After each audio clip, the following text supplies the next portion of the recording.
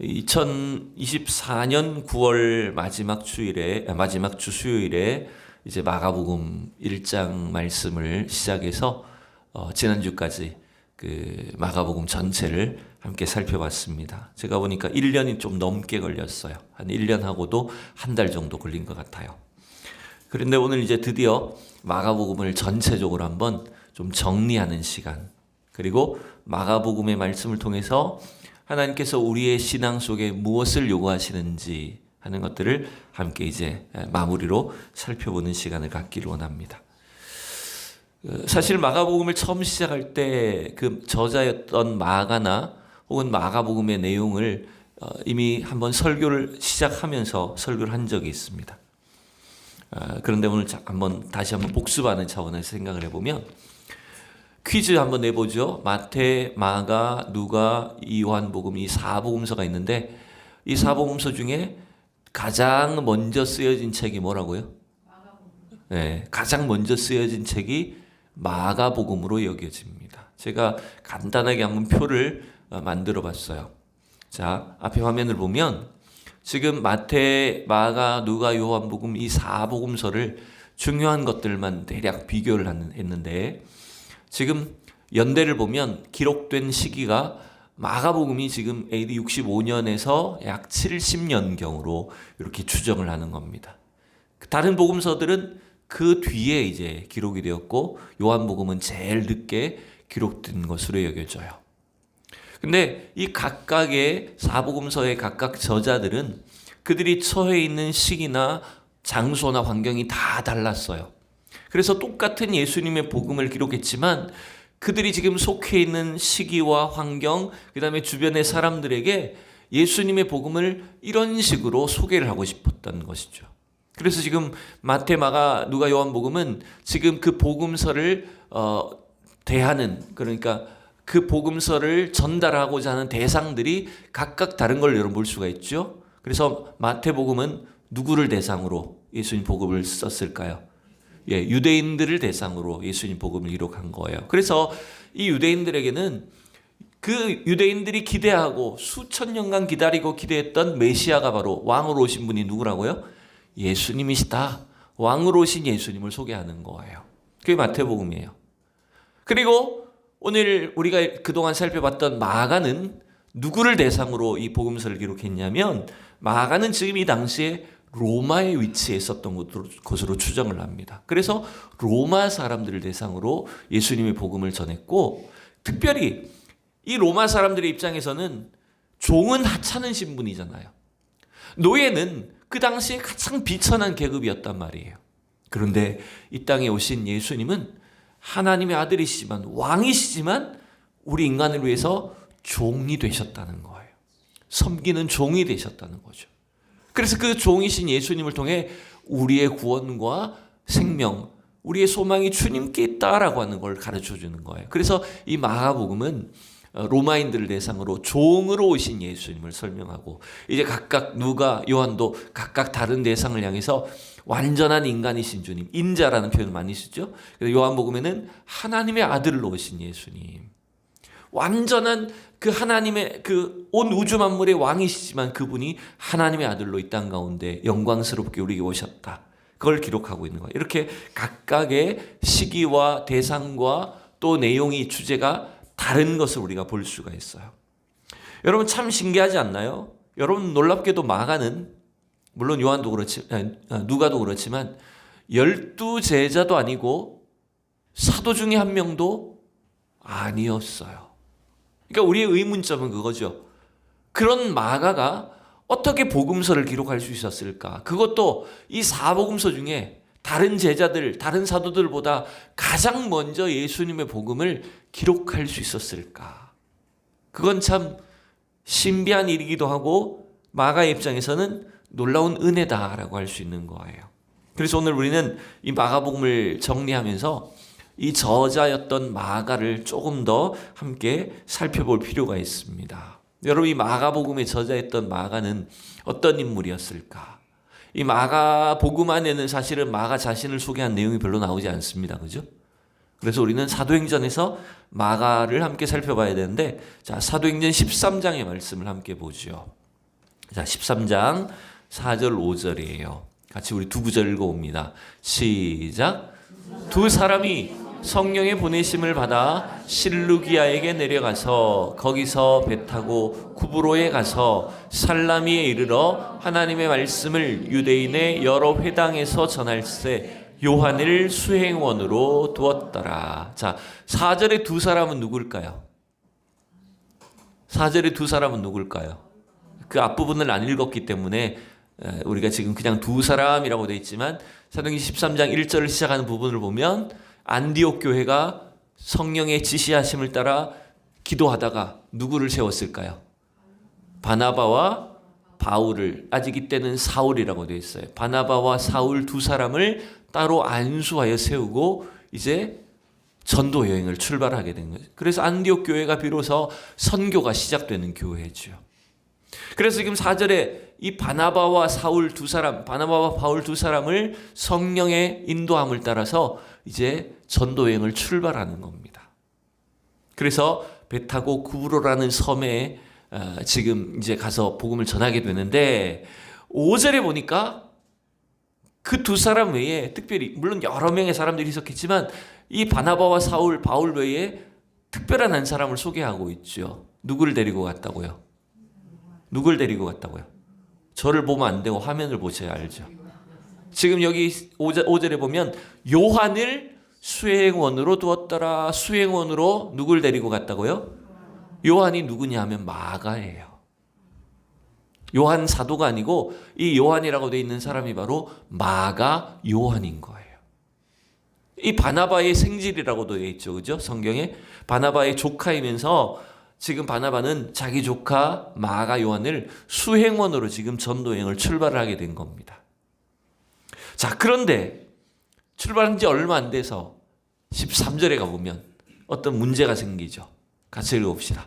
바울과 및 동행하는 사람들이 바보에서 배 타고 밤빌리아에 있는 버가에 이르니 요한은 그들에게서 떠나 예루살렘으로 돌아가고, 분명히 지금 앞에서 마가 요한을 데리고 수행원으로 데리고 출발을 했어요. 그리고 구브로에서 사역을 마쳤어요. 지금 여기 위치가 우리가 지금 이 지명들을 우리는 잘 모르지만 구브로, 지중해에 있는 구브로라는 섬에서 사역을 마치고 다시 배를 타고 이제 본격적으로 지금 오늘날 터키 내륙으로 들어가는 겁니다.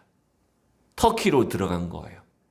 그 당시로는 이제 소아시아 지역이라고 할 수 있겠죠.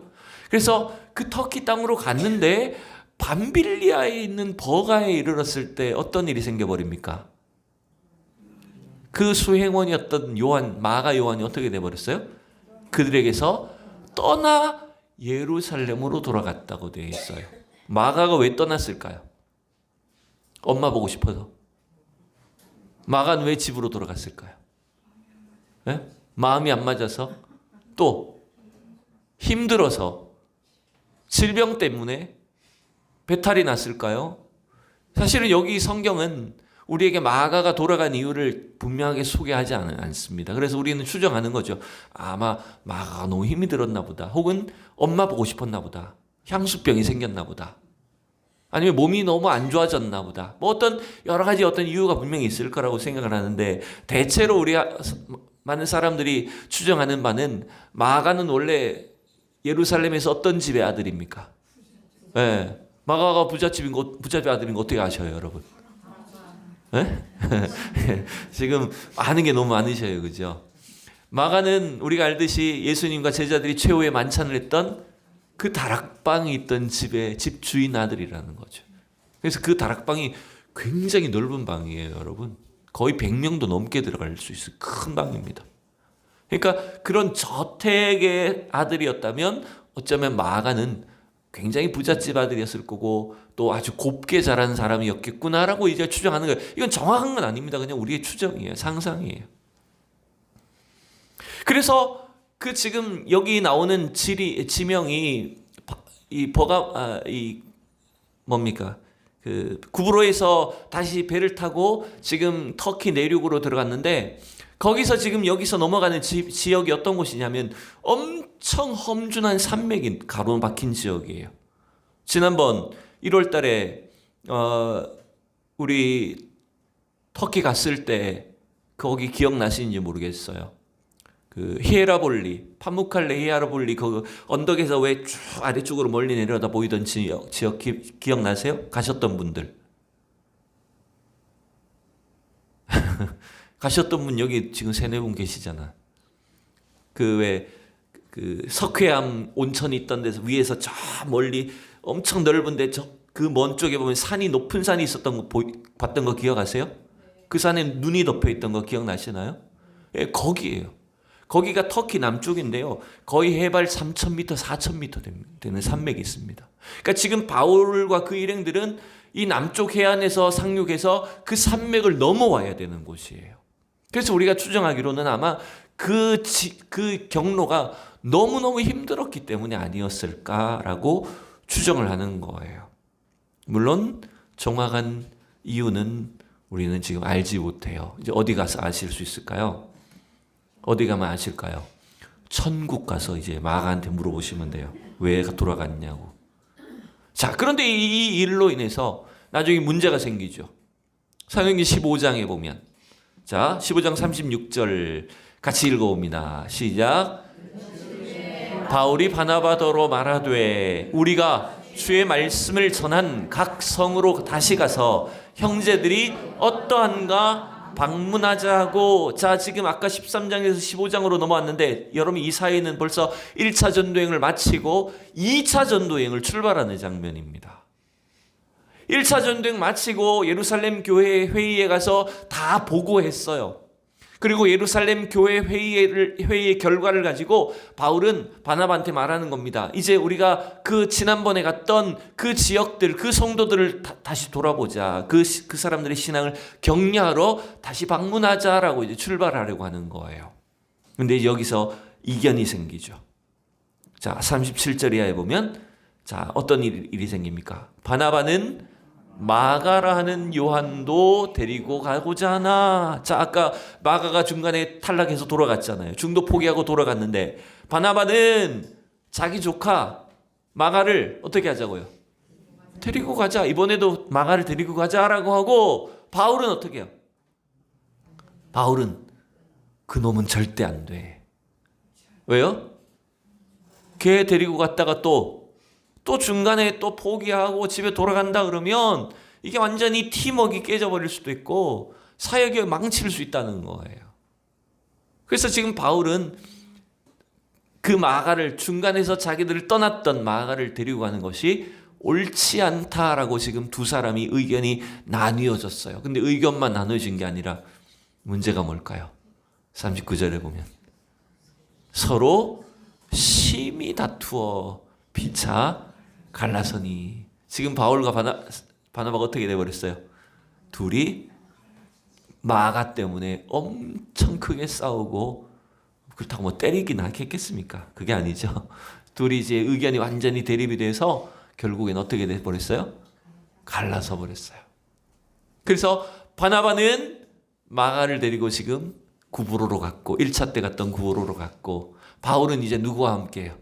예, 여기 이제 신라가 등장하죠. 바울은 신라와 함께 이제 그 소아시아 지역으로 갑니다. 그래서 41절에 보면 이렇게 돼 있어요. 수리아와 길리기아로 다니며 교회들을 견고하게 하니라. 여러분, 우리는 교회의 역사 속에서 보면 우리의 신앙도 마찬가지지만 늘 뭔가 신앙생활이 마음이 잘 맞아서 되는 거는 아니에요. 갈등도 생겨요. 서로 부딪히고 나눠질 때도 있어요. 근데 여러분, 우리가 하나님을 힘쓰긴 해야 되지만 그렇게 나누어지고 갈라지는 것 자체가 무조건 나쁘다, 이것은 죄다라고만 볼 수가 없는 경우가 바로 여기 있는 거죠. 왜 그렇습니까? 바울과 바나바는 이젠 완전히 팀이 나누어져 버렸지만, 예? 그렇지만 어쩌면 그 과정을 통해서 어떤 일이 생겼을까요? 둘이 가는 경로가 달라져요. 두 팀이 전혀 다른 길을 가요. 그렇지만 하나님의 교회는 어떻게 돼 있다고요? 41절에 교회들을 견고하게 했다. 그렇다고 해서 여러분 또 싸우란 얘기 아닙니다. 바울과 바나바도 싸웠으니까 우리도 싸워도 된다, 이런 말을 하는 게 아니에요. 하나님은 이렇게 우리 인간의 연약함을 통해서 또 때로 나누어지고 서로 갈등하는 과정도 있지만 그 모든 일들을 통해서 하나님의 역사를 이루어 가시는 분이라는 걸 믿으셔야 되는 거예요. 여러분, 이처럼 하나의 우리를 부족한 존재임에도 우리를 사용하시는 것 자체가 사실은 감사한 일이라는 걸 여러분 기억하셔야죠. 자, 이후에 성경에는 바나바의 이름은 등장하지 않습니다. 그리고 마가도 별로 등장하지 않는데 이후에 이제 어떤 일이 생겼을까를 이제 우리가 찾아보면 이제 디모데 후서 4장을 보면 됩니다. 이거 예전에 다 했던 거예요, 한 번은. 자, 우리가 다시 복습하는 겁니다. 자, 디모데 4장 9절부터 11절인데 같이 말씀 읽읍시다. 시작.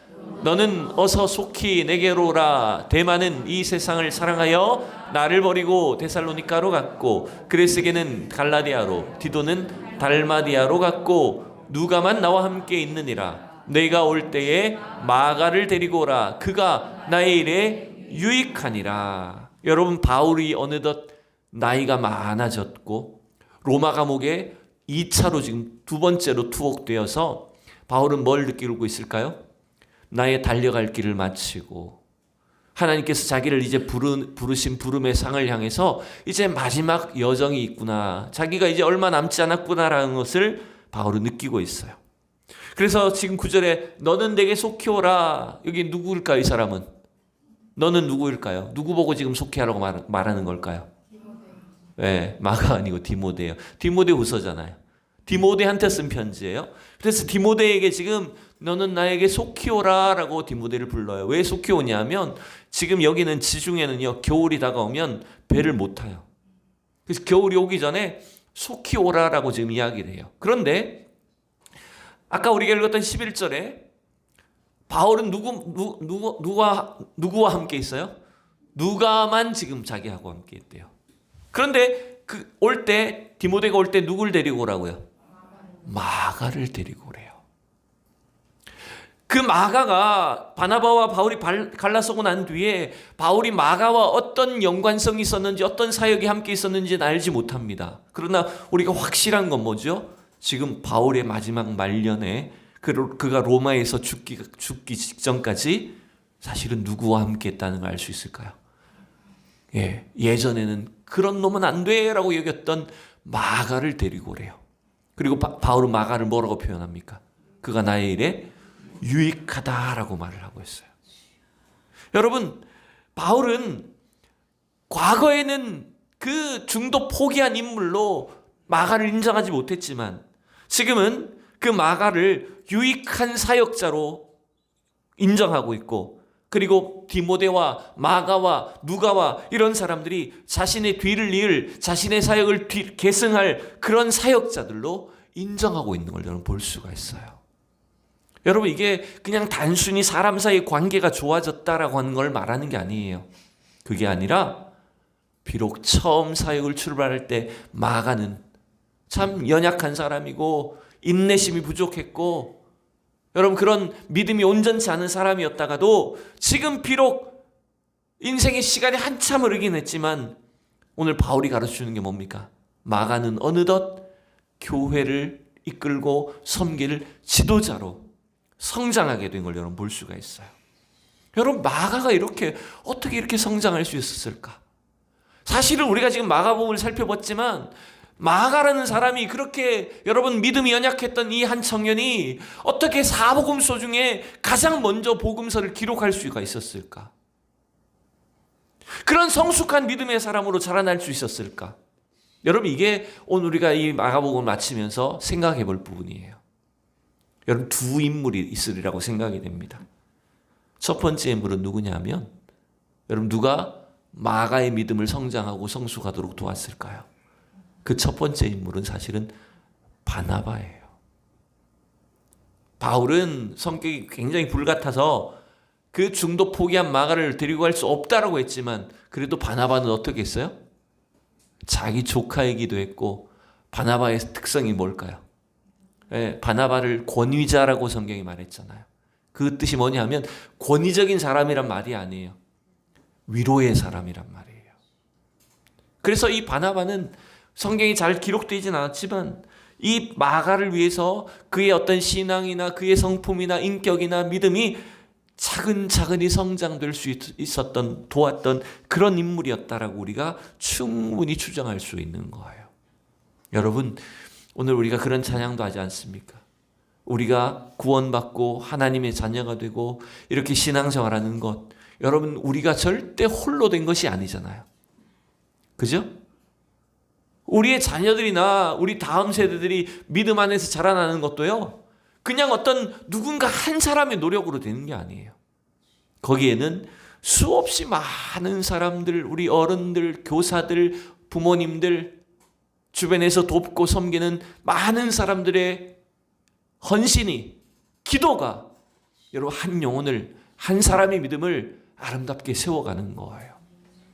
여러분, 우리의 신앙이 그렇게 자라났다는 걸 여러분 기억하셔야 돼요. 그리고 또한 우리 자녀들에게, 우리 다음 세대들에게 그들의 믿음이 성장할 수 있도록, 자라날 수 있도록 하는 그 중요한 역할을 하는 사람이란 걸 여러분 기억하셔야 돼요. 그러니 여러분 절대로 포기하지 마십시오. 실망하지 마십시오. 왜 저 친구는 이렇게 믿음이 자라지 않는가?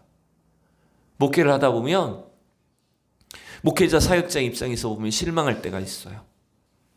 오늘날 청년들을 보면, 어떤 성도들을 보면 왜 저 믿음이 저거밖에 안 될까? 왜 어른들이 기대한 만큼 이렇게 믿음이 제대로 자라나지 못할까? 이렇게 괜히 실망스러운 마음이 생길 때 있어요. 근데 여러분, 그 일을 이루시는 것은 하나님이 하시는 일일 뿐만 아니라 한 사람의 노력이 아니라 수없이 많은 사람들의 협력과 또 그 섬김을 통해서 이루어지는 거거든요. 그러니까 내가 혼자 하는 것이, 내 한 사람의 노력이 지금 결과가 없다고 해서 절대로 여러분 실망하지 말라는 거예요. 그저 우리는 하나님의 일에 어느 한 부분, 한순간 쓰임받는 종들이라는 걸 여러분 기억하셔야 된다는 거죠. 그래서 여러분, 이 마가가 그의 신앙과 인격이 성장할 수 있었던 데에는 바나바라는 사람도 있었지만 사실은 우리가 생각해야 될 또 한 사람이 있다는 것도 여러분 아셔야 돼요. 그게 누굴까요, 그러면? 바나바 외에 이 마가의 신앙에 영향력을 끼쳤던 사람, 마가가 어쩌면 이 마가복음을 기록할 수 있었던 그 뒤에 신앙의 영향력을 가졌던 사람이 여러분 누굴까요? 네? 바울, 디모데 다 하셔봐요. 네. 이제 그 사람이 누구냐면 베드로입니다. 자, 베드로전서 5장을 이제 가볼게요. 자, 오늘의 성경을 이곳저곳 지금 많이 봅니다. 자, 베드로전서 5장 12절 13절이에요. 같이 시작. 내가 신실한 형제로 아는 실로아노로 말미암아 너에게 간단히 서서 권하고 이것이 하나님의 참된 은혜임을 증언하노니 너희는 이 은혜에 굳게 서라. 자, 13절. 택하심을 함께 받은 바벨론에 있는 교회가 너희에게 문안하고 내 아들 마가도 그리하느니라. 여러분, 지금 이 베드로도 말년에 지금 로마에 위치해 있어요. 그래서 베드로 전서를 써서 그 당시의 고난과 핍박 속에 있는 성도들에게 위로에 또 소망을 갖게 하는 이 편지를 쓴 게 베드로 전서예요. 근데 여기 13절에 보면 이렇게 돼 있잖아요. 택하심을 함께 받은 바벨론에 있는 교회가 너희에게 문안하고, 지금 이 바벨론에 있는 교회가 어떤 교회냐면 로마 교회를 가리키는 겁니다. 네, 그러니까 그 당시 이 하나님이 없는 이 세상 제국, 그 악한 어떤 사단의 소굴과 같은 곳이 비유적으로 바벨론이라고 표현한 거예요. 그게 로마예요. 그래서 지금 로마에 있는 교회가 다른 지역에 있는 성도들에게 문안을 하는데, 그 베드로와 지금 누구가 함께 있었어요? 네, 마가를 뭐라 불러요? 내 아들 마가도 그리하느니라. 여러분, 마가는 말년에 바울과도 함께 있었지만 지금 이 베드로전서 5장을 보면 베드로 사도와 함께 많은 시간을 보내왔어요. 그래서 실제 유대인 역사가였던 요세푸스의 기록에 의하면 이 마가 요한은 베드로를 수행했던 통역사로 알려져 있어요. 그러니까 베드로는 이 유대인들이니까 이 당시에 그 아람어를 주로 유대인들이 썼다고 그래요. 그럼 아람어나 헬라어를 막 섞었으면 그 말을 헬라인들에게, 로마인들에게 통역하고 번역했던 사람이 바로 마가였다는 거예요. 그래서 이 마가가 마가복음을 기록할 수 있었던 이유는 뭐냐면 베드로를 따라다니면서 베드로가 전하는 설교, 베드로의 그 복음을 통역하면서 자기가 이 예수님의 복음을 하나하나 정리하고 기록할 수가 있었던 거예요. 그래서 여러분, 이 마가의 신앙, 마가복음에 기록할 수 있던 그 신학적인 영향력을 누구한테 받았다고 할 수 있을까요? 누구한테 받은 걸까요? 베드로한테 받은 거예요. 그러니까 여러분, 이걸 기억하셔야 돼요. 와, 그런 훌륭한 사람 밑에 있었으니까 됐지, 이렇게 볼 것이 아니라 사실은 마가처럼 이렇게 부족하고 연약한 사람의 인생을 세우시고 사용하시고 주님의 일꾼 되게 하시는 것, 여러분 그 하나님의 은혜를 여러분 믿으시기 바랍니다. 지금도 주님 우리를 이와 같이 사용하시는 겁니다. 이와 같이 우리에게 은혜를 베풀어 주셔서 우리는 가진 것은 작고 부족하지만, 우리의 능력도 없지만 하나님이 주신 은혜 가운데 이 시대 속에 하나님의 일을 감당할 수 있도록 우리를 세우시고 사용하신다는 거예요. 이게 여러분 우리가 마가복음을 읽으면서 체험할 수 있는 은혜입니다. 자, 그래서 여러분 아까 우리가 시작할 때 봤던 이 표를 다시 보면, 그래서 여러분 마가는 지금 AD 65년부터 70년경에 누구를 대상으로 썼다고요? 로마인들을 대상으로 지금 복음서를 기록한 거예요. 근데 저 연대를 좀 우리가 눈여겨볼 필요가 있어요. AD 64년에 로마 제국에는, 지금 로마 도시에는 큰 사건이 일어납니다. 여러분 그 사건이 뭘까요?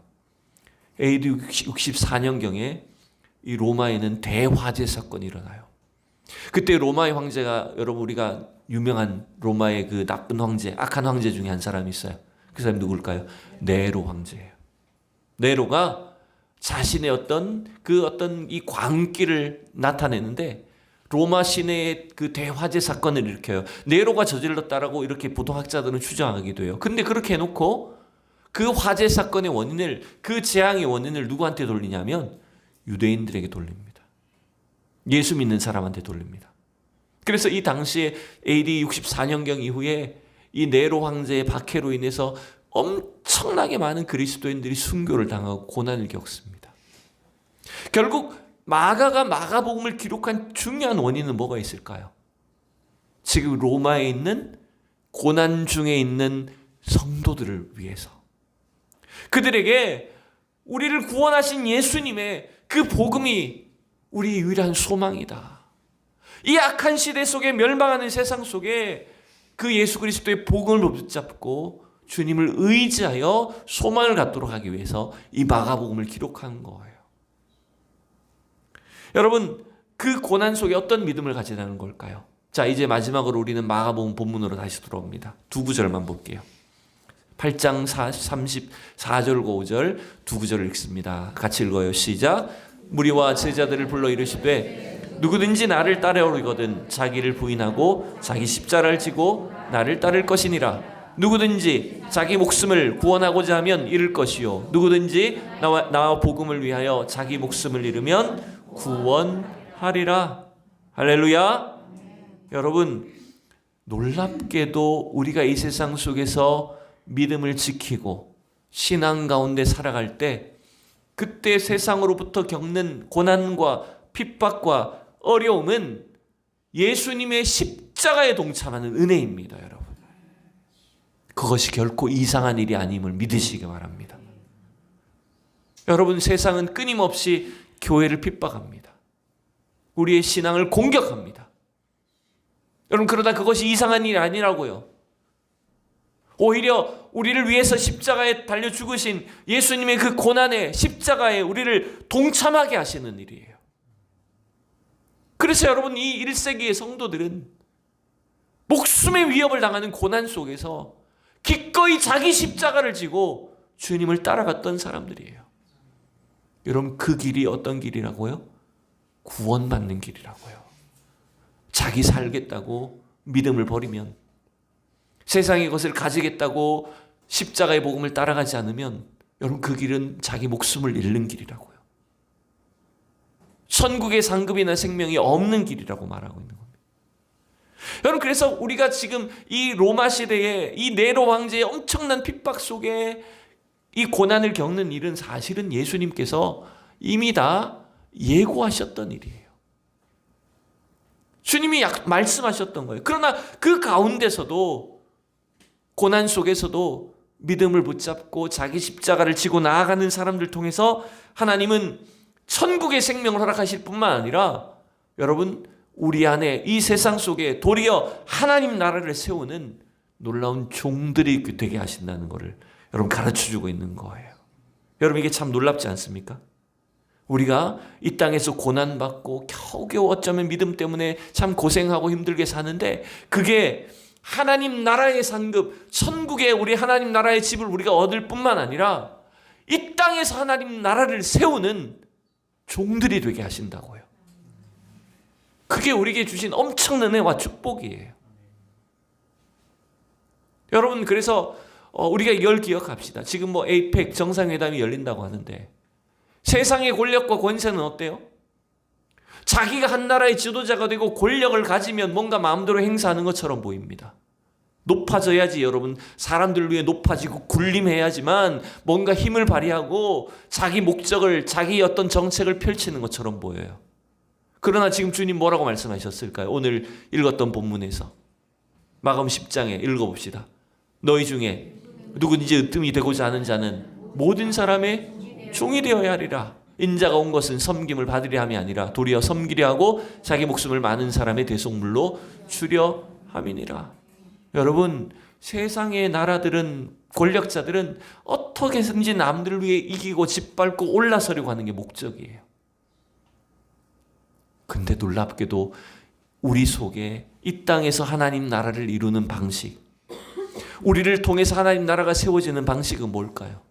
그것은 우리가 주님의 십자가를 따라 종이 되는 방식이에요.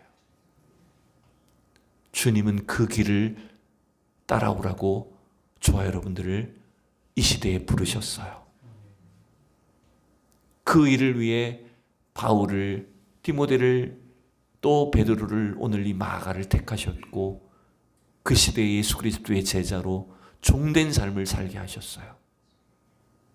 그래서 오늘 우리는 그 믿음의 길에, 제자의 길에 여러분 서 있는 겁니다. 여러분 끊임없이 기억하셔야 됩니다. 오늘 하나님 우리를 이 시대에, 이 세상 속에 하나님 나라를 세울 수 있도록 가정과 교회와 이 나라 민족을 위한 종들로 부르셨음을 기억하셔야 됩니다. 그게 여러분 우리를 위해 이 땅에 종으로 오신 예수님을 믿고 따라가는 우리 제자의 삶이라는 거예요. 그렇게 우리가 종으로 섬길 때 하나님은 이 세상 속에서 하나님 나라가 세워지는 놀라운 역사를 주실 것입니다. 여러분, 그러니 이기는 게 우리의 목적이 되어서는 안 됩니다. 우리의 이김은 세상의 싸움이 아니에요. 세상의 방식으로 남들과 싸워서 이기는 게 승리가 아니에요. 우리의 승리는 도리어 예수님이 걸어가셨던 그 십자가의 길을 걸어가고 종의 삶을 사는 거예요. 그 과정을 통해서 하나님 우리 속에 정말 위대한 승리가 나타나게 하시는 거예요. 그런 종의 자세로 주님의 십자가를 따라가는 그리스도의 제자가 될 수 있도록 이 시간에 다시 한번 우리가 결단하고 마가복음의 말씀을 통해서 깨달은 그 하나님의 진리들을 끝까지 붙잡고 순종하는 우리 모두가 될 수 있기를 축원합니다.